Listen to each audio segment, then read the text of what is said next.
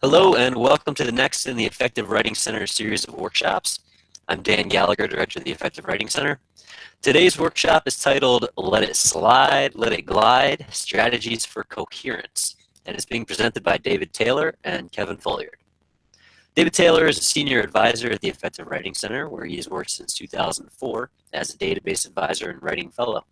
A Carnegie Fellow at the University of Mississippi, David received his doctoral degree in Composition and Rhetoric. Kevin Folliard has been a writing advisor with UMUC's Effective Writing Center since 2010. He has a degree in English and creative writing from the University of Illinois in Champaign-Urbana, and he has also published sci-fi, fantasy, horror, and young adult fiction. To ask a question during tonight's broadcast, please use the chat feature in YouTube next to the viewing window. This workshop will be archived for future viewing in the Effective Writing Center's Google Plus community. And now, to begin tonight's workshop, I will turn it over to David Taylor. Thank you very much, Dan Gallagher. I appreciate that introduction, and it's great to be with all of you tonight to discuss strategies for coherence, which raises the question, what is paragraph coherence? Quite simply, it is making sure your readers know how sentences relate to each other. You know, writing a paragraph is a lot like showing someone pictures from your last vacation. You have to provide connections between the pictures, time, places, people, what's going on, in order for those pictures to make sense.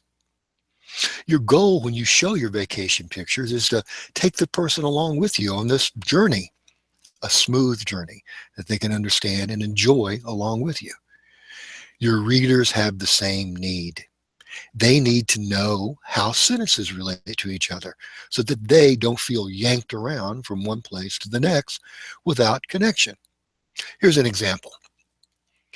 Many people say they exercise every day but never lose weight. The only sure way to lose weight is to control what you eat. Okay, there seems to be some relationship between exercising and eating and losing weight, but how do those sentences really relate to each other? Let's put a transition in there. Many people say they exercise every day but never lose weight. However, the only sure way to lose weight is to control what you eat. So I see now the second sentence trumps the first one.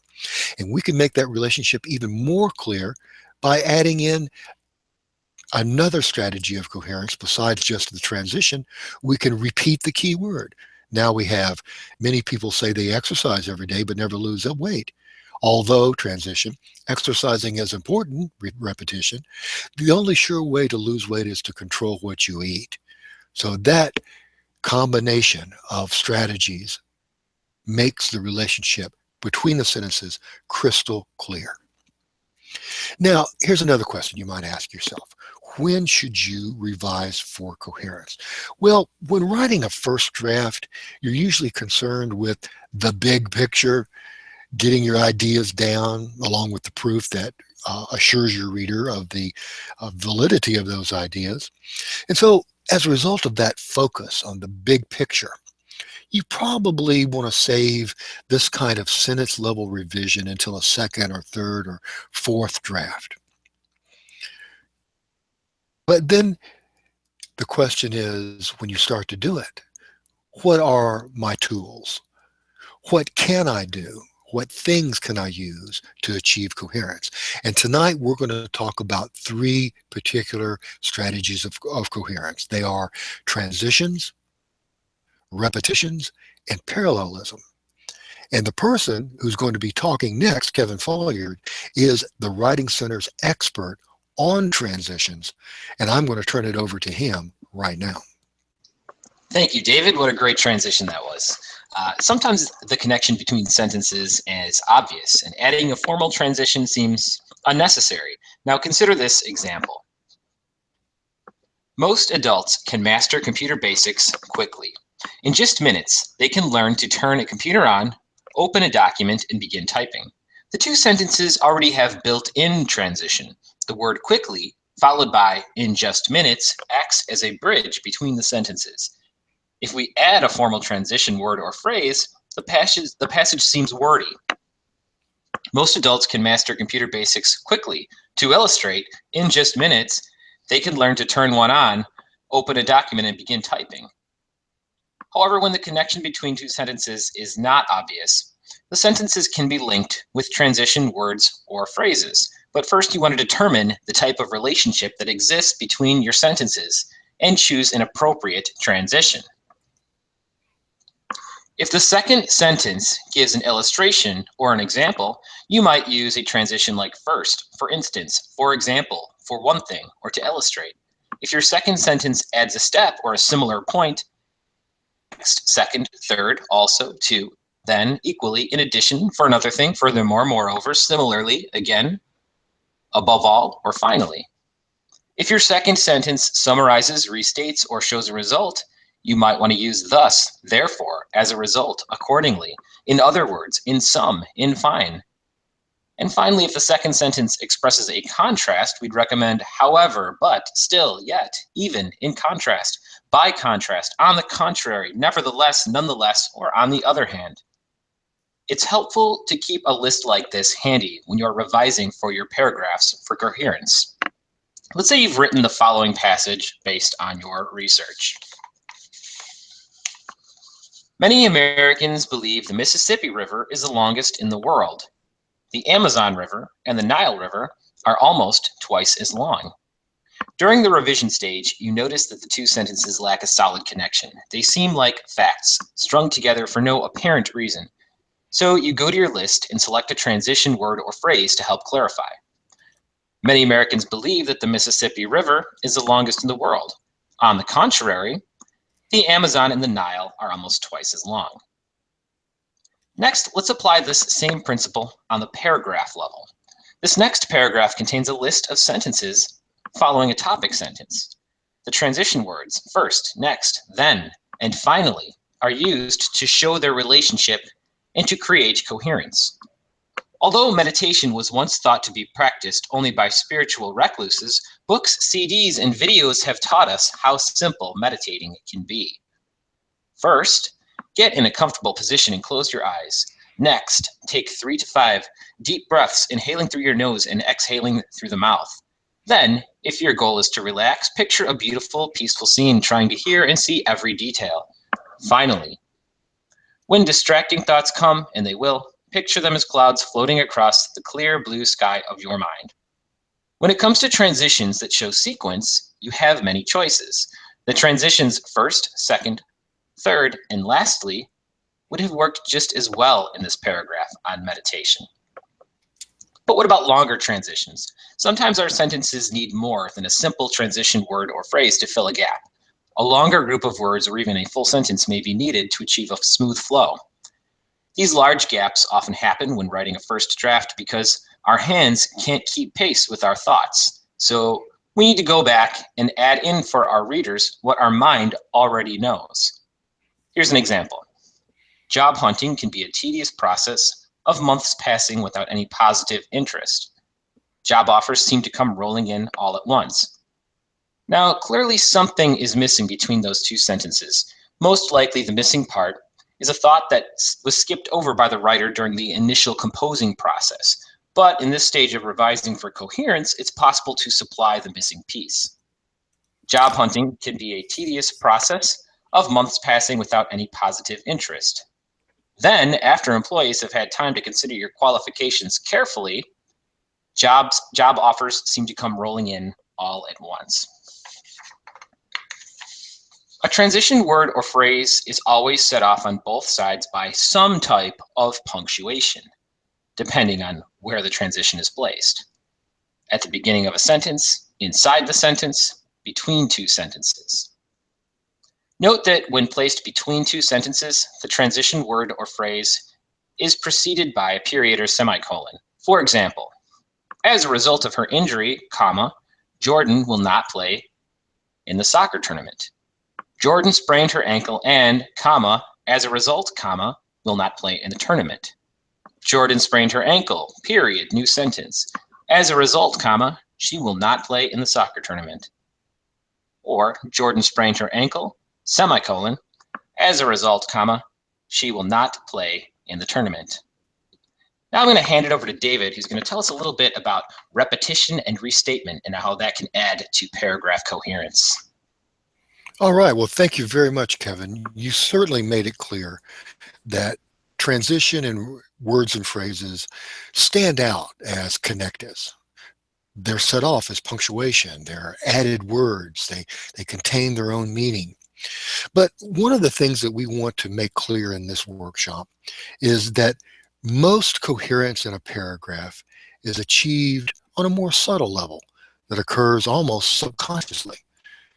And that is by repeating or echoing key ideas and themes with the use of restatement, pronouns, and synonyms. You know, usually a beginning writer is given the following advice: avoid repetition. And you're very careful not to use the same word in too close proximity to each other.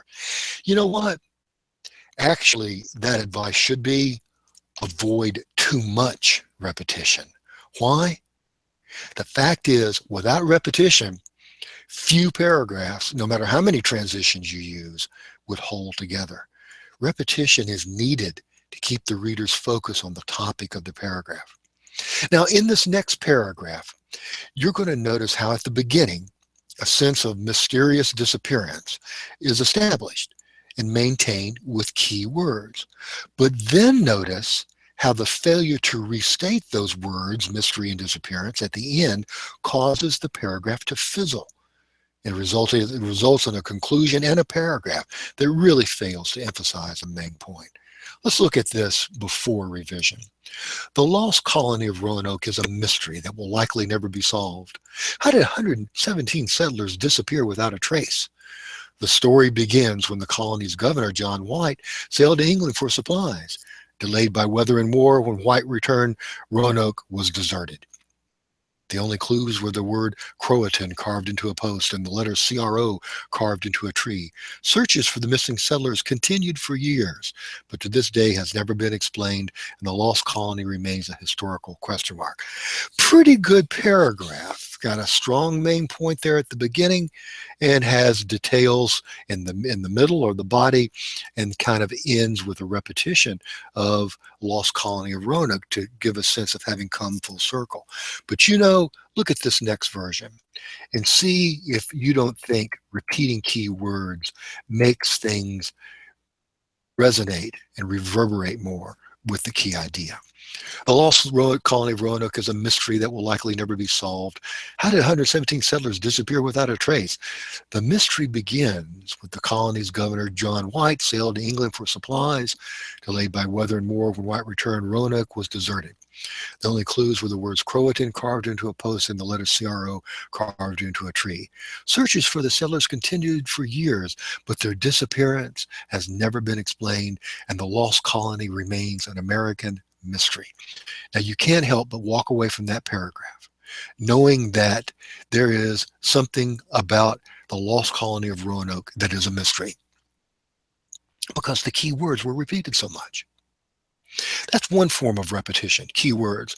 Let's look at another form of repetition, and that is with pronouns. There are personal pronouns, he, she, it, them. There are demonstrative pronouns, this, that, these, those. There are partitive pronouns, some and many. All pronouns must refer to something else to get their meaning. In other words, they're empty unless the reader fills the vessel of the pronoun with the identity of the noun it refers to. And here's something else important to realize about pronouns, that they can refer backwards, and that means anaphoric. They refer to a noun that came before them, as in this sentence. Major, a Great Dane from Wales, is the world's largest dog. He is 7 feet tall when standing on his hind legs. Clearly, we have anaphoric reference, with he and his referring backwards. But you know, pronouns can also refer forwards, and that's called cataphoric, as in catapulting something. Here's an example from a famous song of going forward to find the meaning of a pronoun. You must remember this. A kiss is just a kiss. A sigh is just a sigh.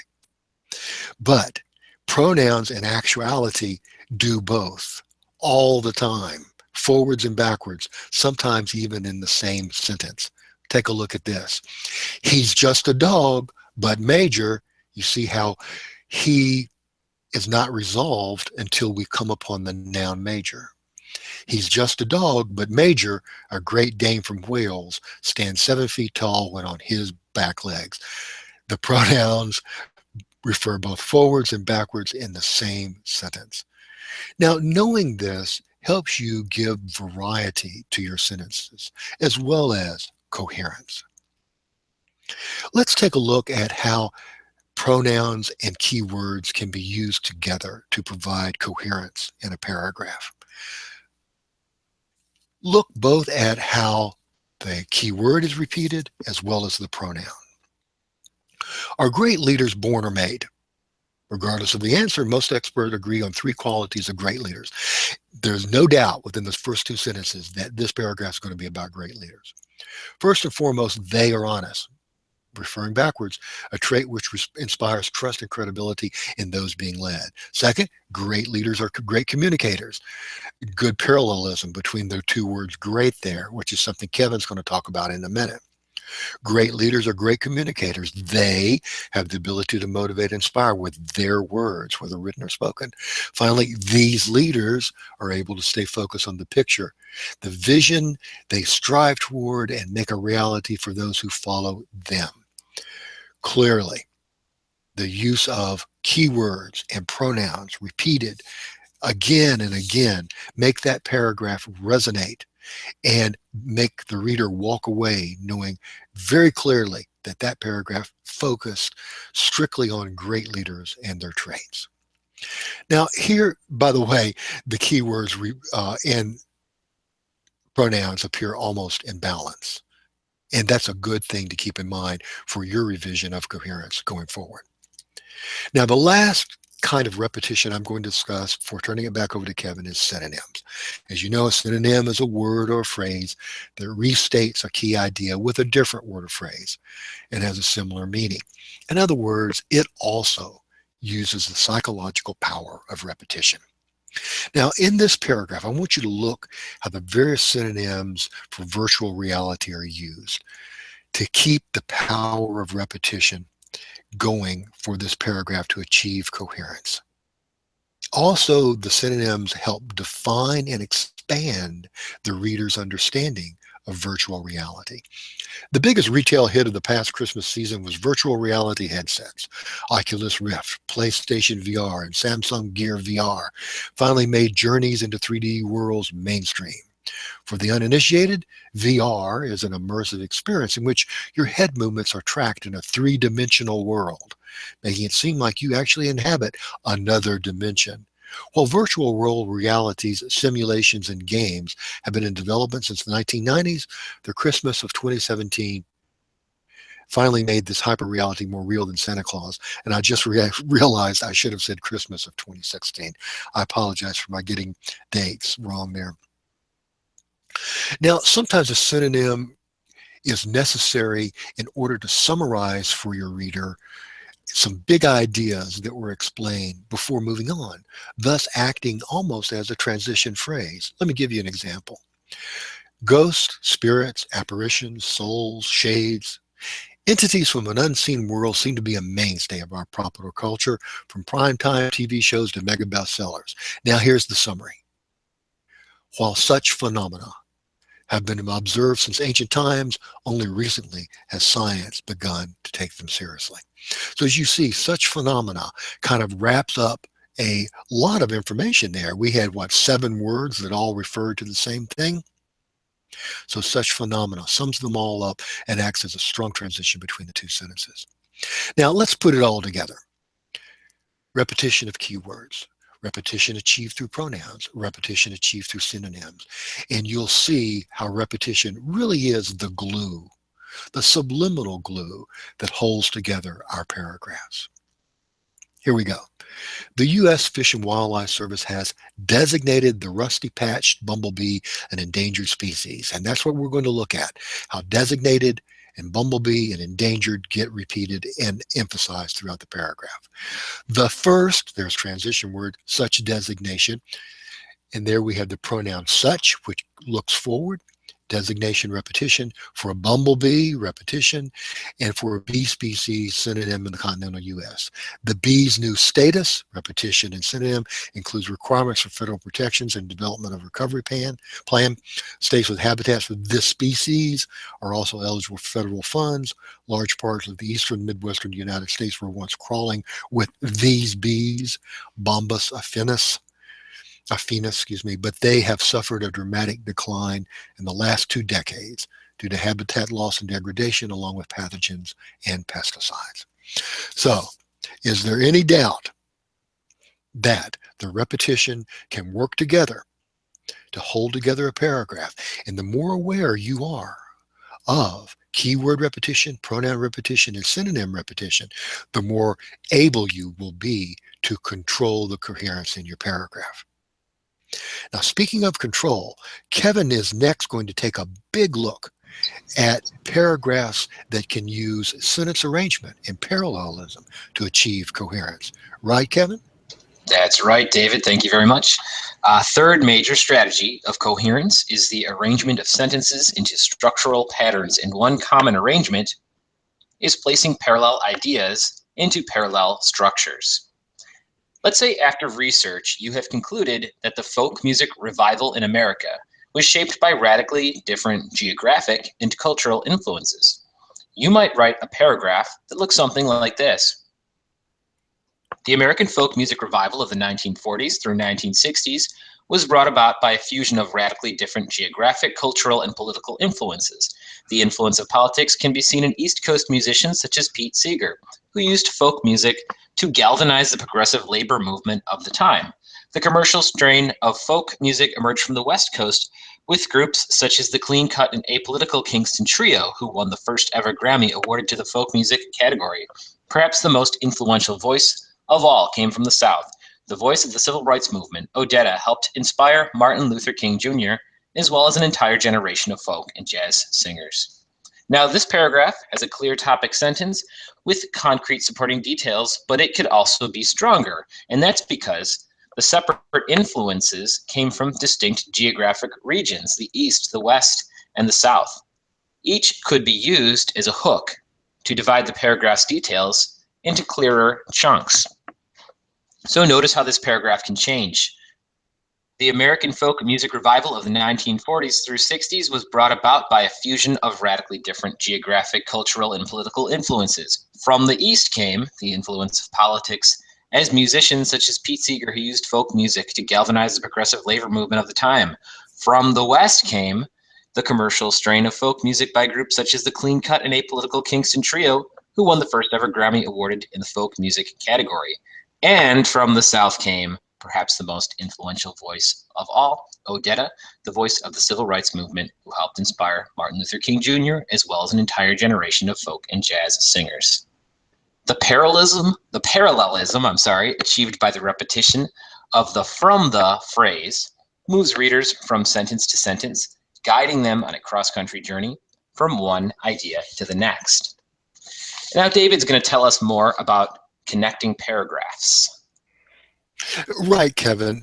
Connecting paragraphs is simple. All you have to do is use the same strategies that we've been talking about to link one paragraph to another. Just remember that you're going to have an indentation, and that's going to mark a new paragraph, which means there's going to be a larger gap intellectually or cognitively for the reader between those paragraphs. So your job is to help fill that gap, and you're going to have to pay special attention in order to do it. Sometimes it will seem like a single word will do it. And if this does a pretty good job here. The first paragraph talks about the political prison overcrowding being a result of our judicial system and the so-called war on drugs that's criminalized nonviolent drug use.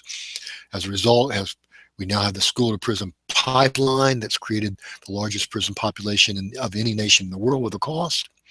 And then we got the word furthermore.